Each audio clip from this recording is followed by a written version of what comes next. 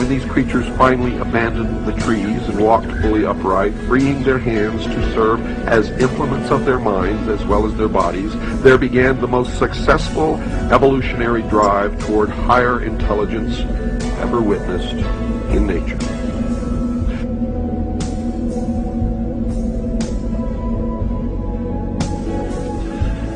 Now notice, Lucifer was called the son of the morning star. He was also called the morning star, and there is a great mystery here, because Christ also called himself the morning star. But I have been told by those who have been initiated in the mystery schools that Christ and Lucifer are one and the same being. What you believe, of course, is your own business, and is not my intention to make you believe anything, but rather to impart to you what I have learned over many, many years of study into the secrets of those who worship the ancient mystery religions in secret for thousands of years.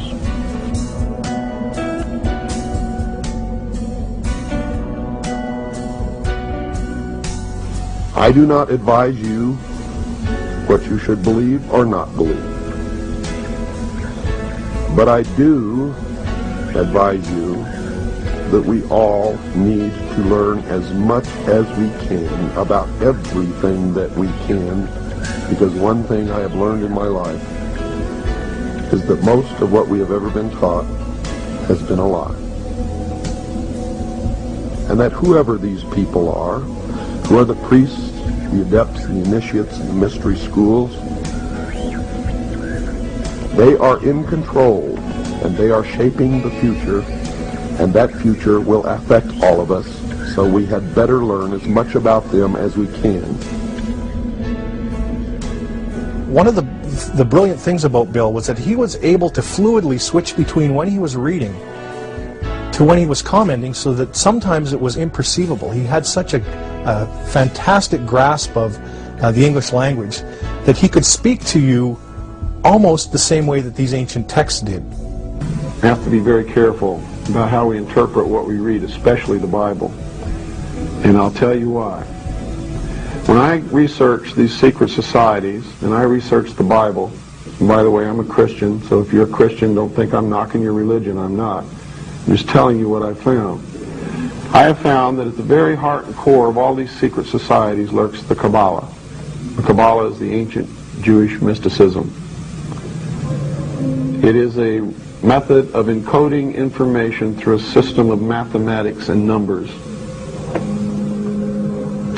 It is some of the most ancient knowledge that man has ever possessed, and has been kept secret and given only to those who have proven themselves worthy through the process of initiation. Nobody knows where it comes from.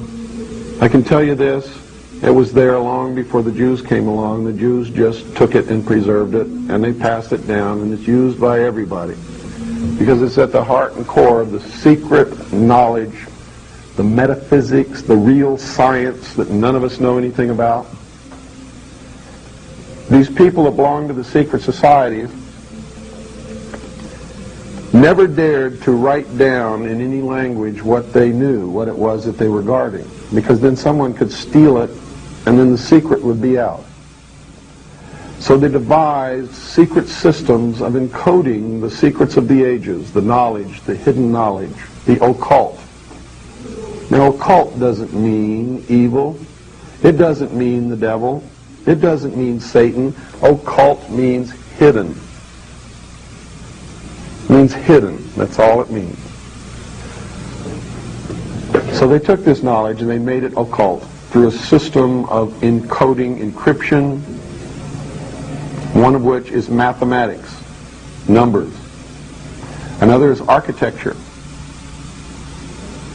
Everybody wonder, why do they have a fraternal organization called the Freemasons? Aren't those the guys that build walls? You bet they do. But every wall they build contains the secrets that have been kept and maintained throughout the ages, and it's encoded in the architecture and in the measurements of the buildings and in the mathematical formulas used to derive the geometry, the shape, the length and breadth and height of rooms. It's all encoded there.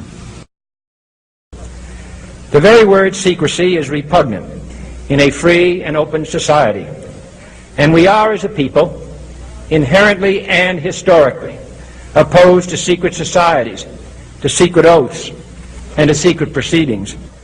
For we are opposed around the world by a monolithic and ruthless conspiracy that relies primarily on covert means for expanding its sphere of influence, on infiltration instead of invasion, on subversion instead of elections, on intimidation instead of free choice, on guerrillas by night instead of armies by day.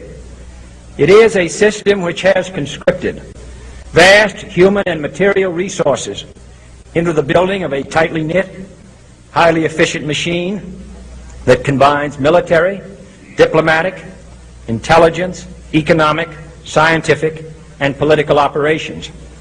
Its preparations are concealed, not published. Its mistakes are buried, not headlined. Its dissenters are silenced, not praised. No expenditure is questioned, no rumor is printed, no secret is revealed.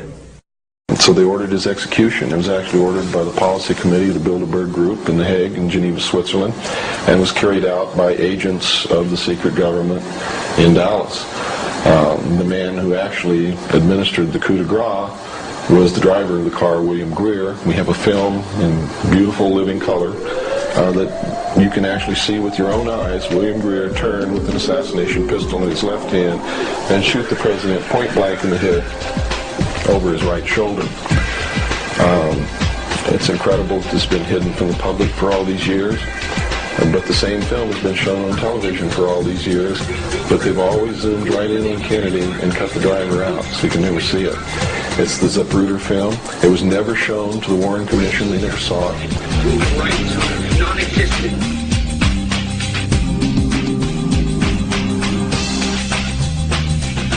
They have created a repressive society, and we are their unwitting accomplices. More and more people are becoming poor.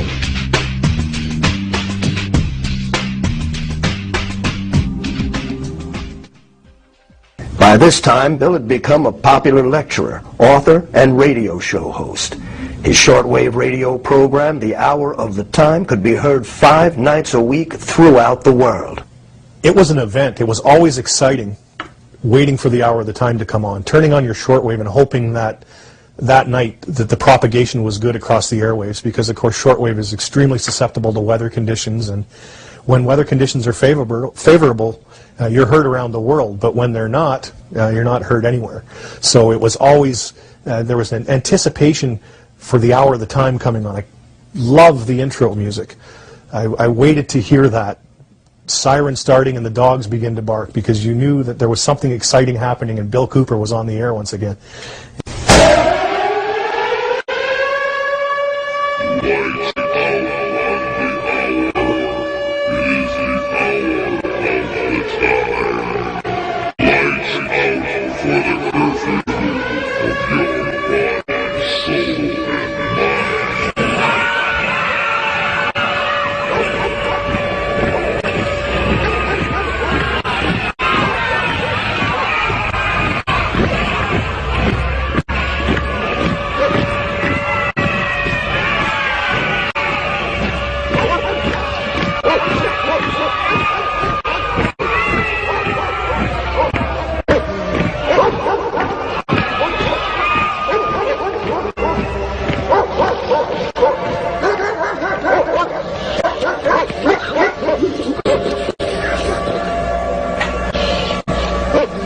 You're listening to The Hour of the Time. I'm William Cooper. For the first time in the history of the world, man was free. Literally, a king and queen in his or her own right.